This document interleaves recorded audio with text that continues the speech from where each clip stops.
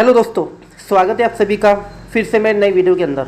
दोस्तों, मुख्यमंत्री माझी लाड़की बहन योजना, इस योजना के अंतर्गत बहुत सारे जो लाभार्थी हैं उन्होंने फॉर्म भरा है और बहुत सारे लाभार्थी अभी भी जो है फॉर्म भर रहे हैं। तो फॉर्म भरने के बाद में आपके फॉर्म पे जो है अलग अलग स्टेटस दिखाई देते हैं, जैसे कि पेंडिंग, रीसबमिट, अप्रूव, रिजेक्टेड। तो इन सब स्टेटस का मतलब क्या होता है और इस तरह के जब स्टेटस आते हैं तो आपको क्या करना है, उसी के बारे में आज के इस वीडियो के अंदर मैं आपको डिटेल इन्फॉर्मेशन देने वाला हूं।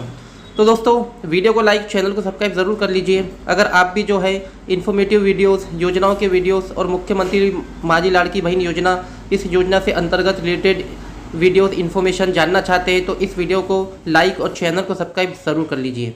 तो चलिए दोस्तों, वीडियो के मेन टॉपिक को शुरू करते हैं। तो फॉर्म भरने के बाद में दोस्तों जो सबसे पहला स्टेटस आता है वो आता है पेंडिंग का।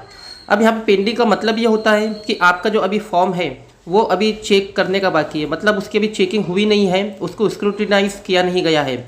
जो भी टीम जिसकी भी तरफ जो है मुख्यमंत्री माझी लाड़की बहन योजना इस फॉर्म्स को चेक करने की जिम्मेदारी दी गई है, रिस्पॉन्सिबिलिटी दी गई है, तो उनके पास अभी ये जो फॉर्म है ये अभी सबमिट होने का है, अभी इसकी चेकिंग बाकी है। तो पेंडिंग का मतलब ये होता है। ओके, इसके बाद में दोस्तों आपका फॉर्म जब चेकिंग के लिए जाता है तो चेकिंग करने वाली टीम उसे चेक करती है।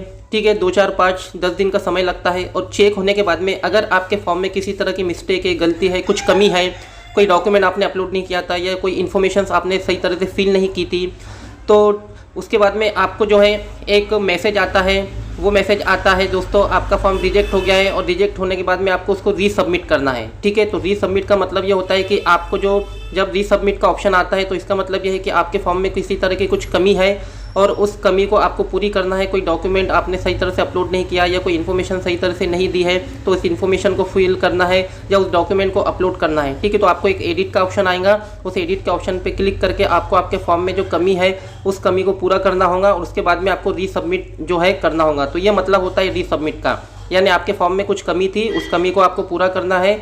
कोई इन्फॉर्मेशन आपने नहीं दी थी, उस इन्फॉर्मेशन को भरना है, या कोई डॉक्यूमेंट आपने अपलोड नहीं किया था, उस डॉक्यूमेंट को अपलोड करना है और उसके बाद में रीसबमिट करना है। तो इसका मतलब होता है रीसबमिट। ठीक है, तो आपको वहाँ पे एडिट का ऑप्शन मिलता है। और दोस्तों, अगर आपके फॉर्म के सामने इस तरह से स्टेटस आ रहा है अप्रूव का, तो इसका मतलब यह है दोस्तों कि आपका फॉर्म जो है मंजूर हो चुका है, अप्रूव हो चुका है। अब आपको यहाँ पे किसी भी तरह का टेंशन लेने की ज़रूरत नहीं है। आपका फॉर्म जो है वो अच्छी तरह से सबमिट हो चुका है, अप्रूव हो चुका है, मंजूर हो चुका है।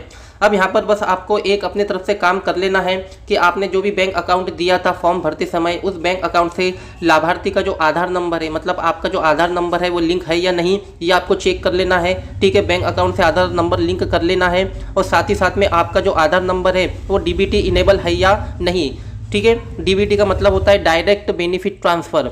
जो भी गवर्नमेंट की योजनाओं के पैसे जो अगर डीबीटी के थ्रू आते हैं तो उसके लिए आपका आधार नंबर डीबीटी इनेबल होना ज़रूरी है। तो मुख्यमंत्री माझी लाड़की बहन योजना के भी जो पैसे आ रहे हैं वो डीबीटी के थ्रू आ रहे हैं, इसके लिए आपको जो है आपका आधार नंबर जो है वो डीबीटी इनेबल होना चाहिए।